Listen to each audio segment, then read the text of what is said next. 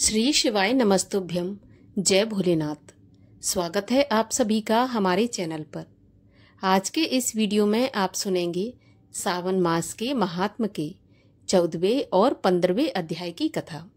इसके अलावा हमारे चैनल पर आप सभी प्रकार की व्रत कथाएं महात्म सुन सकते हैं।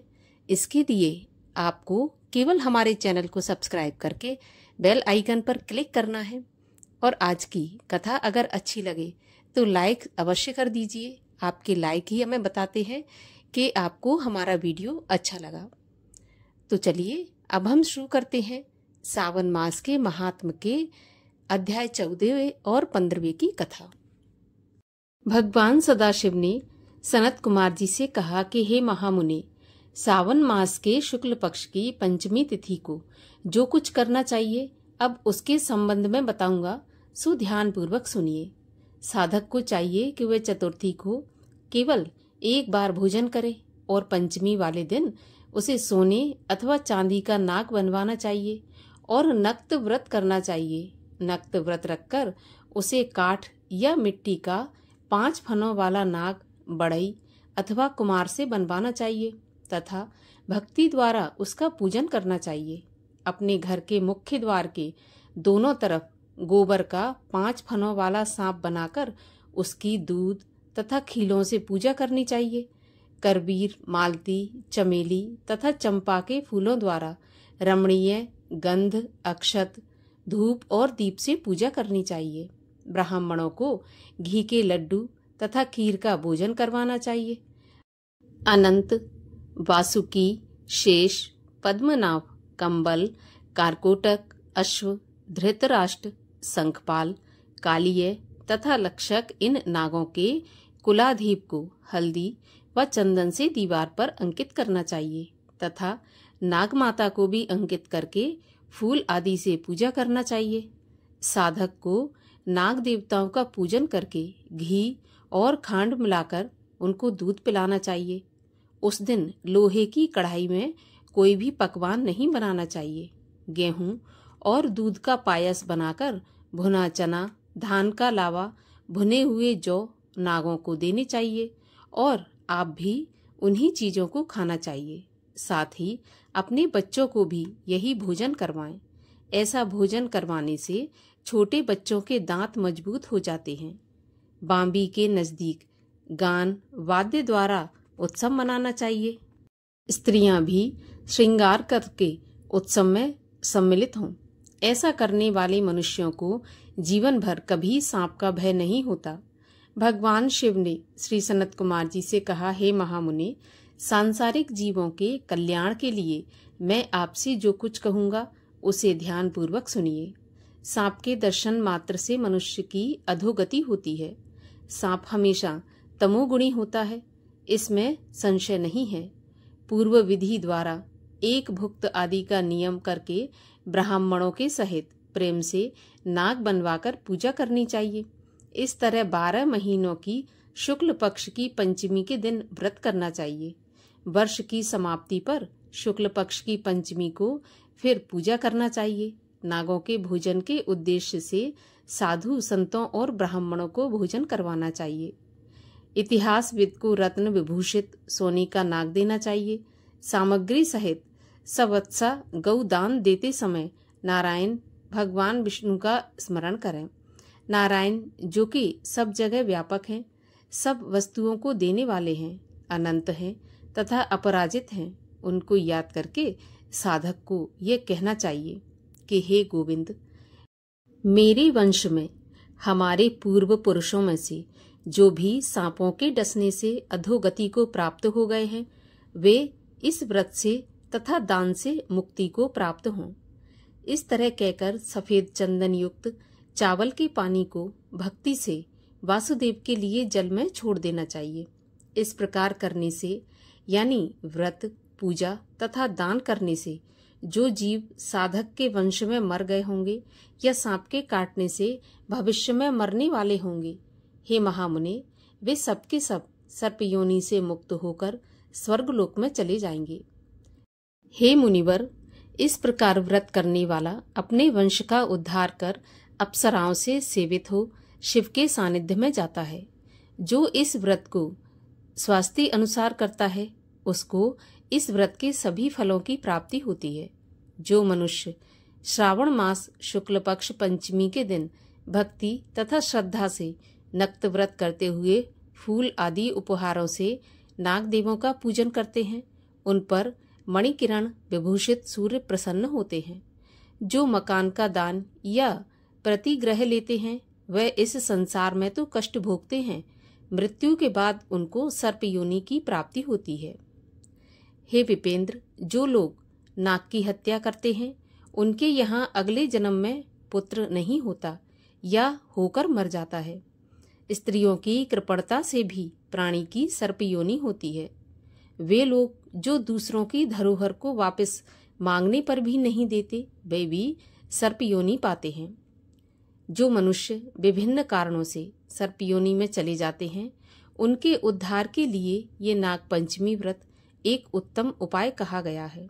जो लोग धन की कृपणता त्याग कर नाग पंचमी का व्रत तथा पूजन करते हैं उनके हित के लिए सब नागों के स्वामी शेष और सब वासुकी नाग भगवान हरि से भगवान सदाशिव से हाथ जोड़कर प्रार्थना करते हैं। शेष और वासुकी की प्रार्थना से प्रसन्न होकर भगवान सदाशिव और भगवान श्री हरि उन लोगों की सभी मनोकामनाएं पूरी करते हैं। वे लोग इस संसार में सुखपूर्वक अपना जीवन व्यतीत करने के बाद पहले नागलोक में जाकर अनेक तरह के भोगों को भोग कर उसके पश्चात वैकुंठ लोक या फिर कैलाश में भगवान श्री विष्णु या भगवान श्री शिव के गण होकर परम आनंद को भोगते हैं। हे विपेंद्र, आपके सामने मैंने यह नागों का नाग पंचमी व्रत कहा है। अब आप और क्या सुनना चाहते हैं वो कहिए। 15वां अध्याय।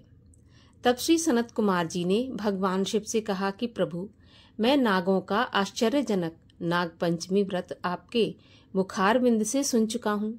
हे देवेश, अब आप मुझे षष्ठी के दिन किए जाने वाले व्रत के संबंध में बताइए। इस व्रत का नाम क्या है और विधान क्या है?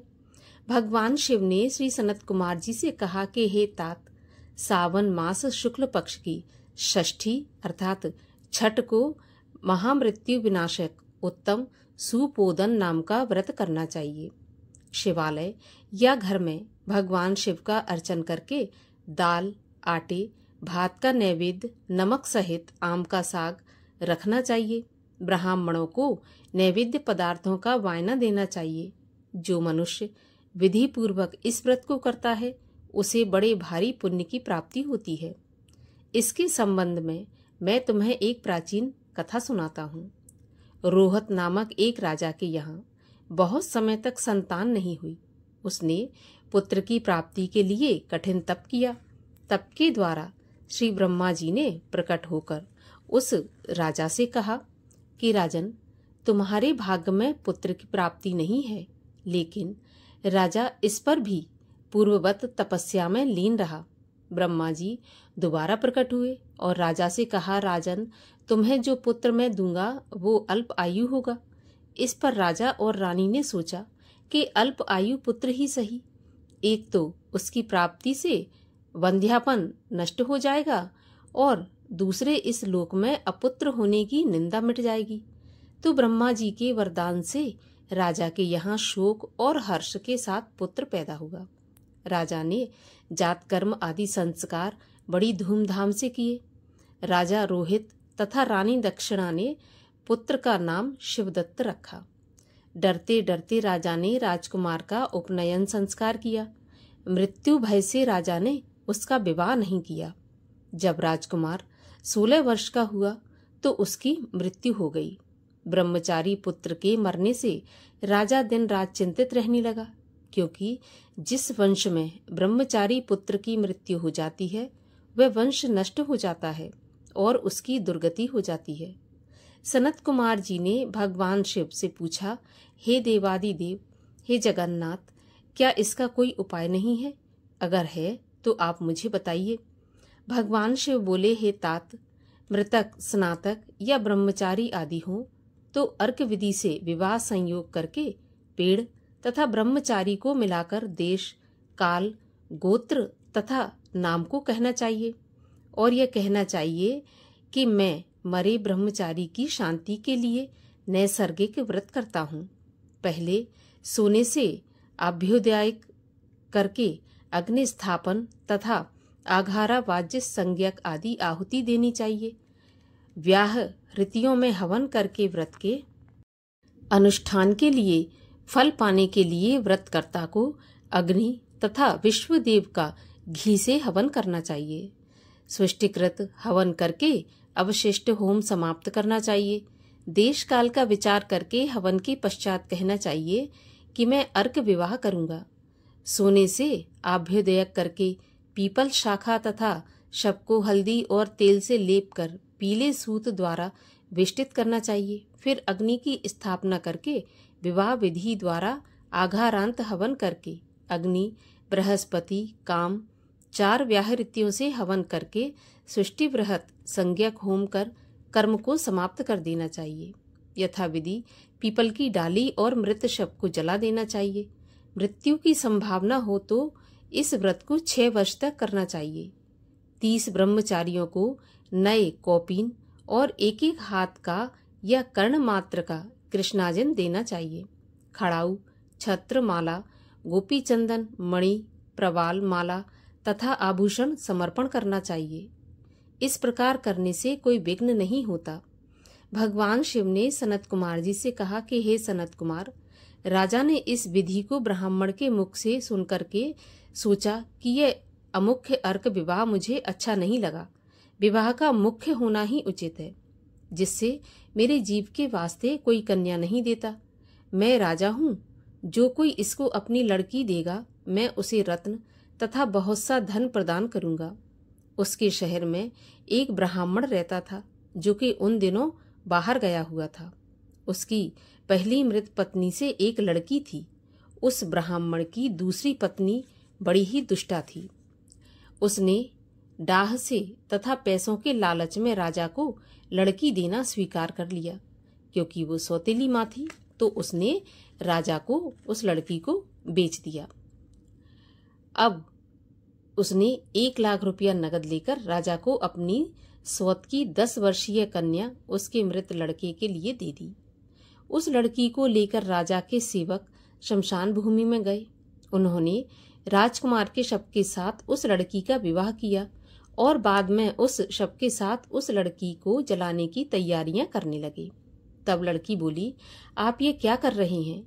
लड़की की बात सुनकर वे सब दुखी होकर बोले, ये तेरा पति है, हम इसकी देह को जला रहे हैं।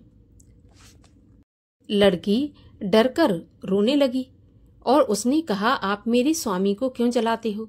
मैं इसे जलाने नहीं दूंगी। आप सब लोग यहाँ से जा सकते हैं। मैं तो यहीं इनके पास रहूंगी और जब यह उठेंगे इनके साथ ही घर जाऊंगी। लड़की का हठ देखकर सब करुणा से आर्द्रचित्त होकर वहां से चले गए। उस समय सब बूढ़ों ने कहा, यह घोर कष्ट है, हम किसी का भविष्य तो नहीं जान सकते। यह लड़की बेचारी अपनी सौतेली माँ के द्वारा बेची गई है। इसके तो भगवान ही रक्षक हैं। हमें मरे हुए राजकुमार और इस कन्या को हरगिज नहीं जलाना चाहिए और यहाँ से चले जाना चाहिए। इसके बाद सब लोग अपने अपने घरों को वापस लौट गए। अब वह छोटी सी लड़की जो कि कुछ भी नहीं समझती थी, शव के पास अकेली बैठी हुई रोने लगी और बार बार भगवान शिव तथा भगवती पार्वती को याद करने लगी। उधर दयासागर भगवान शिव तथा माता पार्वती भी बार बार उसको याद करने लगे और नंदी पर सवार होकर शीघ्र ही उस बालिका के पास पहुंचे। बालिका ने जब भगवान शिव और भगवती पार्वती को देखा तो वह अपने स्थान पर से उठी और उन्हें प्रणाम किया। उसे भगवान तथा भगवती के आने से बहुत संतोष हुआ।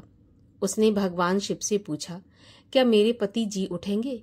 उसके सहज बाल भाव को देखकर कृपालु भगवान शिव तथा माता पार्वती ने कहा कि बालिके, तेरी माँ ने सुपोधन नामक व्रत किया था।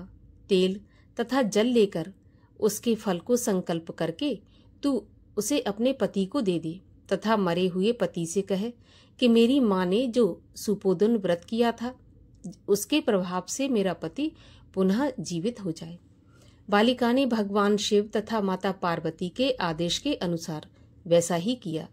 शिवदत्त तुरंत उठकर बैठ गया। भगवान सदाशिव और माता पार्वती उस बालिका को व्रत करने का आदेश देकर अंतर ध्यान हो गए। भगवान सदाशिव और भगवती पार्वती के जाने के बाद शिवदत्त ने उस कन्या से पूछा कि तुम कौन हो और मैं यहाँ कैसे आया। बालिका ने शिवदत्त को सारी कथा सुना दी। इसी प्रकार रात बीत गई। प्रातःकाल नदी के तट पर स्नान करने के लिए आए हुए लोगों ने वापस लौटकर राजा से जाकर कहा, महाराज, आपका पुत्र तथा पुत्रवधू नदी के किनारे बैठे हैं। राजा सारा हाल सुनकर अत्यंत प्रसन्न होकर बाजे गाजे के साथ नदी के तट पर आया। जनता ने प्रसन्न होकर राजा की स्तुति की। राजा ने पुत्रवधू की प्रशंसा की और कहा, आप लोग मेरी स्तुति क्यों कर रहे हैं? मैं तो एक मंद बुद्धि अधम जीव हूँ।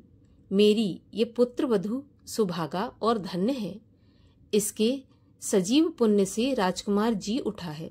राजा ने फिर उत्तम ब्राह्मणों को दान दिया और पूजन किया। उसने मरे बालक को नगर के बाहर जाकर पुनः जीवित हो जाने पर नगर में प्रवेश करने के निमित्त ब्राह्मणों के कहने के अनुसार विधान से शांति की। हे सनत कुमार, मैंने तुम्हें सुपोदन नामक व्रत के संबंध में बताया। मनुष्य को चाहिए कि इसको 5 वर्ष करने के पश्चात उद्यापन करे। भगवान शिव तथा भगवती पार्वती का प्रतिदिन अर्चन करके चरु तथा आम के पत्तों द्वारा प्रातःकाल हवन करना चाहिए। पूर्व विधान से व्रत में नैवेद्य तथा वायना देना चाहिए। इस प्रकार व्रत करने से मनुष्य को चिरायु पुत्र की प्राप्ति होती है और अंत में वह शिवपुर को जाता है। बोलिए भगवान शिव की जय, माता पार्वती की जय। अध्याय 14 और 15 की कथा यहाँ पर समाप्त होती है।